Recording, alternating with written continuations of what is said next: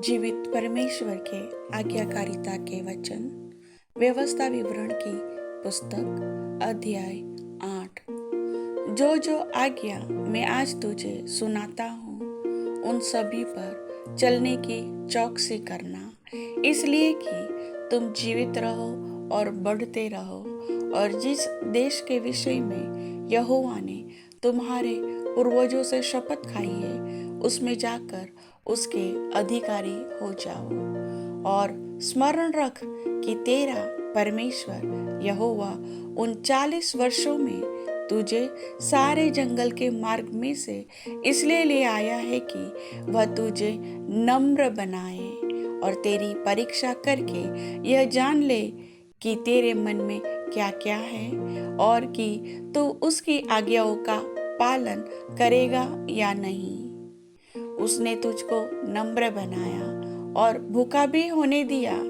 फिर वह मन्ना, जिसे न तू और न तेरे पुरखा भी जानते थे, वही तुझको खिलाया, इसलिए कि वह तुझको सिखाए कि मनुष्य केवल रोटी ही से नहीं जीवित रहता, परंतु जो जो वचन यहोवा के मुंह से निकलते हैं उन्हीं से वह जीवित रहता है।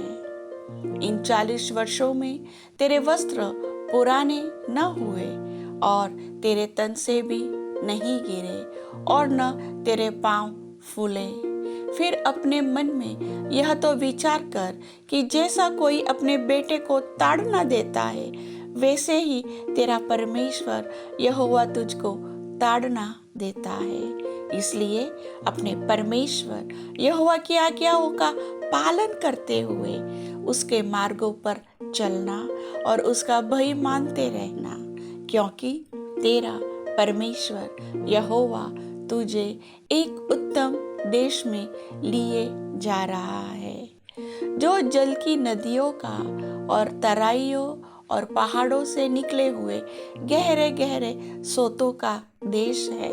फिर वह गेहूं, जौ, दाखलताओं, अंजीरों और अनारों का देश है, और तेल वाली जैतून और मधु का भी देश है। उस देश में अन्न की महंगी न होगी और न उसमें तुझे किसी पदार्थ की घटी होगी।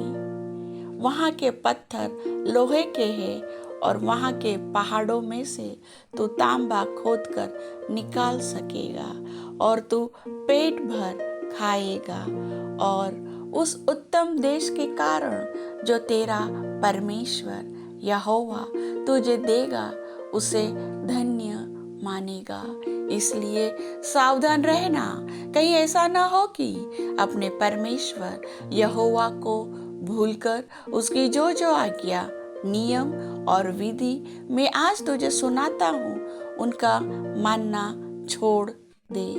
ऐसा ना हो कि जब तू खाकर तृप्त हो और अच्छे अच्छे घर बनाकर उनमें रहने लगे और तेरी गाय, बैलों और भेड़ बकरियों की बढ़ती हो और तेरा सोना, चांदी और तेरा सब प्रकार का धन बढ़ जाए, तब तेरे मन में अहंकार समा जाए और तू अपने परमेश्वर यहोवा को भूल जाए, जो तुझको दासत्व के घर अर्थात मिस्र देश से निकाल लाया है और उस बड़े और भयानक जंगल में से ले आया है, जहाँ तेज विष वाले सर्प और बिच्छू है, और जल रहित सूखे देश में उसने तेरे लिए चकमक की चट्टान से जल निकाला और तुझे जंगल में मन्ना खिलाया, जिसे तुम्हारे पुरखा जानते भी न थे,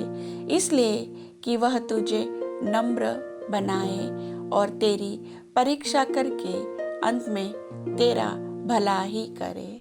और कहीं ऐसा न हो कि तू सोचने लगे कि यह संपत्ति मेरे ही सामर्थ्य और मेरे ही भुजबल से मुझे प्राप्त हुई, परंतु तू अपने परमेश्वर यहोवा को स्मरण रखना, क्योंकि वही है जो तुझे संपत्ति प्राप्त करने की सामर्थ्य इसलिए देता है कि जो वाचा उसने तेरे पूर्वजों से शपथ खाकर बांधी थी उसको पूरा करे, जैसा आज प्रकट है। यदि तू अपने परमेश्वर यहोवा को भूलकर दूसरे देवताओं के पीछे हो लेगा और उनकी उपासना और उनको दंडवत करेगा, तो मैं आज तुमको चिता देता हूँ कि तुम निसंदेह नष्ट हो जाओगे। जिन जातियों को यहोवा तुम्हारे सम्मुख से नष्ट करने पर है, उन्हीं के समान तुम भी अपने परमेश्वर यहोवा का वचन न मानने के कारण नष्ट हो जाओगे। प्रभु वचन सुनने वाले सभी भाई बहनों को परमेश्वर की आज्ञा मानने का हृदय और मन दे। आमीन।